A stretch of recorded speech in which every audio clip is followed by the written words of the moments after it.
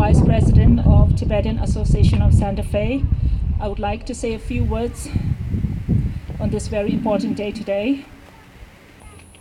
This was the day 60 years ago in Lhasa, Tibet. Thousands of our country men and women took to the streets to protest against the illegal occupation and the brutal regime of the Communist China. There was also a fear that morning that the Chinese armies were going to abduct our beloved leader, His Holiness the Dalai Lama. So many of them formed a human chain around the Potala Palace in order to protect him. But unfortunately, they were brutally massacred. About 86,000 Tibetans perished that day.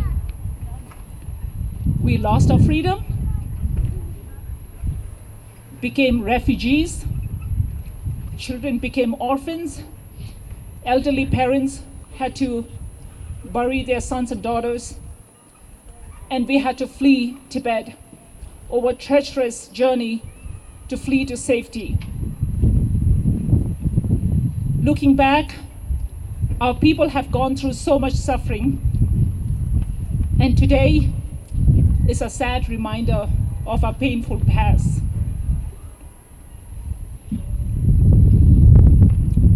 After the end of the World War II, seeing the unimaginable human sufferings and destruction that war have caused,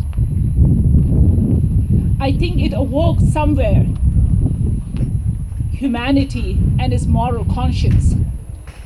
And in this past 60 years, if you look at it, so many countries in the African continent, in the Eastern Europe, so many countries have gained freedom from their colonial rulers.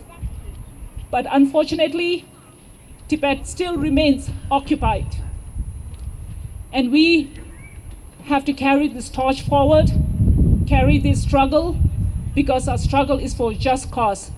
We are not here against ordinary Chinese people, because we know that they are also suffering from their oppressive government. As per the 2018 annual review by the organization called Freedom House, once again, just like in 2016 and 2017, they have ranked Tibet as the second least free country in this world after Syria, in terms of having civil rights and political freedom. Our rich language and culture, traditions, religion are on verge of extinction because it's suppressed. And if anyone dares to speak up for its preservation, and if any voice of dissent, they are jailed or disappeared into thin air in Tibet today.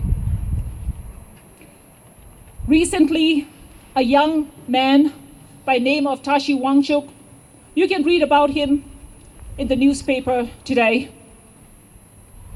He was a language advocate, and he was wrongly sentenced for 5 long years in jail simply for advocating teaching of Tibetan language in Tibetan school, and that was his crime.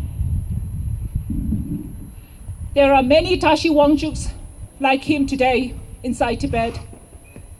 Many prisoners of conscience languishing in Tibet jail. And we have to speak for them, be their voiceless, be the voice for the voiceless.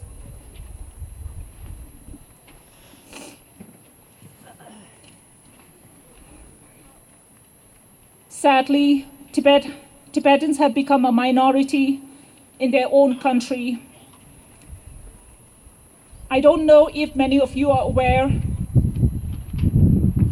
Tibet geographically was a large country, and they say it's about 2 times the size of Texas, our neighboring state.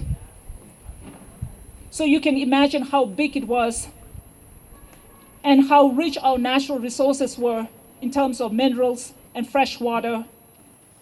Tibet was once called the third pole, and rightly so. after Arctic Pole and Antarctica for its vast resources of fresh water. But today, sadly, Tibet remains stripped, barren, and looted. Lastly, I want to say our beloved leader, His Holiness the Dalai Lama, is very much with us today, alive and healthy, and China could not abduct him like they abducted Panchen Lama. Our leader has been a champion of peace and compassion and a true Nobel laureate, and he lives in the hearts of every Tibetan inside and outside Tibet, which China can never erase. Thank you.